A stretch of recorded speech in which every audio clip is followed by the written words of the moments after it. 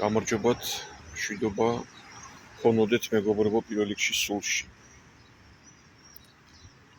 მათთვის, ვინც ჭეშმარიტების კარებზე გამუდმებით აკაკუნებს. თავიდანვე ვიტყვი, რომ მე მღვდელი არა ვარ, მე ვარ მონადირე, მოხეტიალე მონადირე.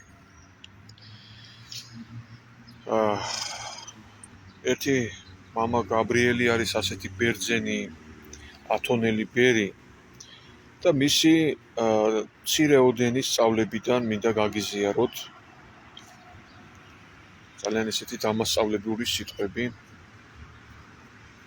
და ვისაც სურვილი გაქვთ მომისმენთ. იგავის სახით, ჯერ დასაწყისში იგავის სახით ყვება ასეთ რამეს. გარდაიცვალა ერთი სასულიერო პირი და წარდგა უფალთან. მიადგა სამოთხის კარებს. ანგელოზი მას მიმართავს. სამოთხეში რომ შეხვიდე, 1000 ქულა უნდა მოაგროვო. რომელი კარგი საქმეები გაქვს გაკეთებული? მამაო მას ეუბნება, მე ვიყავი კარგი მღვდელი. ანგელოზი პასუხობს, ამის გამო შენ ღებულობ 2 ქულას. კიდევ რა გიკეთებია? მამაო პასუხობს, კარგი ოჯახი მყავდა. ანგელოზი, 1 ქულაც ამის გამო. რა გიკეთებია კიდევ? მამაო პასუხობს, კატეხიზმოს ვასწავლიდი ადამიანებს. ანგელოზი, დამატებით კიდევ 2 ქულა. კიდევ რა გიკეთებია? მღვდელი დაღონდა და წამოიძახა, უფალო იესო ქრისტე, შემიწყალე მე, რადგან სამოთხეს ვკარგავ. ანგელოზი მას პასუხობს, რადგან შენ ასე თქვი, შენ ღებულობ დამატებით 995 ქულას და შემოდი. და აგრძელებს მამა გაბრიელი. ავტომობილი, რომელიც დატვირთულია კეთილის საქმეებით, მაგრამ საჭესთან ზის ამპარტავნება, მიდის ჯოჯოხეთში. ხოლო ავტომობილი, რომელიც დატვირთულია ცოდვებით, მაგრამ საჭესთან ზის თავდაბლობა, მიდის სამოთხეში. და ეს მამა გაბრიელი ციტირებს ერთი წმინდანის სიტყვებს და როგორც მახსოვს, ესეც ათონელი ბერია, ერთი ტიხონი, იმის სიტყვებია ეს და ესე ამბობს. ჯოჯოხეთში იქნებიან პატრიარქები, ეპისკოპოსები, იღუმენები, სასულიერო პირები, ბერები, საერო კეთილის მყოფელები, ქალწულები, მხოლოდ თავდაბლები არ იქნებიან ჯოჯოხეთში. თავდაბალი არის ის, ვინც ფიქრობს, რომ ყველა წმინდანია და თავად ცოდვილი. როგორ მოვიხვეჭოთ თავდაბლობა? ეს მამა გაბრიელი გვესაუბრება ახლა, ეს ათონელი ბერი. სტარეცი. ეს სტარეცი მიყვარს ეს სიტყვა, რუსული სიტყვაა და ერთმნიშვნელოვნად გამოხატავს ღმერთშემოსილ ბერს. ანუ ბერი სხვა სიტყვითაც გამოითქმება, მაგრამ სტარეცი ნიშნავს ღმერთშემოსილს და ეს თითქოს ქართულად აზრი არ ითარგმნება, მაგრამ მნიშვნელობით ამას ნიშნავს. როგორ მოვიხვეჭოთ ჩვენ თავდაბლობა? თავდაბლობა არ იყიდება არსად, რომ ვიყიდოთ. თავდაბლები ვხდებით, როცა ვადარებთ საკუთარ თავს ღმერთს. რა სიკეთეები და სათნოებები აქვს ღმერთს და რა ჩვენ შევადაროთ ეს? როცა ვედრებით წმინდანებს, რას აკეთებენ ისინი და რას ვაკეთებთ ჩვენ, ხო? აი რამხელა თავშეკავებულობა, ასკეტიზმი აქვს წმინდანებს.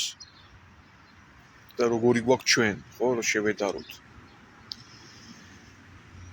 როცა მივახცევთ საკუთარი თავის შემეცნებას, ჩვენ მოვიხვეჭ თავდაბლობას, ამბობს წმინდა მამა პაისი ათონელის, სიტყვებს ციტირებს ახლა. როგორ მოვიხვეჭოთ საკუთარი თავის შემეცნება? კითხოთ საკუთარ თავს. გვიყვარს ღმერთი მთელი გულით? გვიყვარს მოყვასი საკუთარი თავივით? ამ დროს სინდისი გვაძლევს უარყოფით პასუხს და ამის მეშვეობით ვდაბდებით. მე რომ მიყვარდეს ღმერთი, დღედაღამ ვილოცებდი მის სადიდებლად. მე კი თავს ვაიძულებ, რომ მცირე ლოცვა მაინც წავიკითხო. როცა მარტყავენ მარჯვენა ლოყაზე, შემიძლია კი მარცხენა მიუშვირო? იცით, ამ სიტყვებსაც აი ცალკე თემაა ეს კიდე სასაუბრო. ეს პირველ რიგში სულიერი გაგებით არის, იცით? მაცხოვარი ერთ ადგილზე ამბობს, რომ თუ პერანგს გართმევენ, მოსასხამიც გაატანე. თუ ერთ მილზე გაყოლას გთხოვენ, 2 მილზე გაყევი. ანუ აქ საუბარია, რომ საკუთარი ეგოიზმი ჩაკლა, ასე ვთქვათ. ეს მარცხენა და მარჯვენა ლოყაზე გარტყმა, ეს არის სამაგიეროს არ გადახდა, რომ პირადი სამაგიეროს არ გადახდაზეა ლაპარაკი, თორე სამშობლო არ დაიცვა და ოჯახი არ დაიცვა, ამაზე არ არის ლაპარაკი, ხო? შეათ ამაზე მიდის ხოლმე შეკითხვები და დებატები, რომ რას ნიშნავს ეს სიტყვები. უნდა დაიცვას სამშობლოც თუ ამის საჭიროება გახდა და უნდა დაიცვა ოჯახიც. თორე ეს არის მოყვასის და ახლობლის სიყვარული. მაგრამ როცა გარტყავენ მარჯვენა ლოყაზე და მარცხენასაც მიუშვერ, ეს ნიშნავს, რომ პირად შურიძიებაზე ამბობ უარს. შემდეგ გავაგრძელოთ მამა გაბრიელის სწავლება სიტყვები. როცა მლანძღავენ, ან როცა მაქებენ, ვიქცევი თუ არა ერთნაირად ამ დროს და როგორ მოქმედებას გვასწავლიან, იცით ამ დროს ეს სტარეცები, რომ როცა გლანძღავენ, მიიღე ეს და თქვი რომ ეს ღირსი ვარ, დავიმსახურე და როცა გაქებენ, გაიხსენე ამ დროს შენი ცოდვები და შენი შეცდომები და რომ თავში არ აგივარდეს, იმიტომ რომ ჩვენ როცა გვაქებენ, ავიწევით ხოლმე მიწიდან მაღლა, ხო, ეს როგორც შაოლინის ბერები რო არიან. ანუ გულგრილად მოეკიდო ლანძღვასაც და შექებასაც. ვასრულებთ თუ არა უფლის ნათქვამს არ განიკითხო. ვასრულებთ ამას ჩვენ.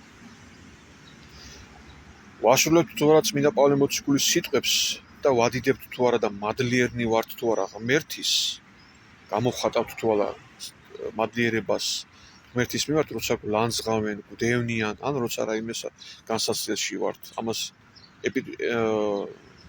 კორინთელთა მიმართ ეპისტოლეში ამბობს პავლე მოციქული.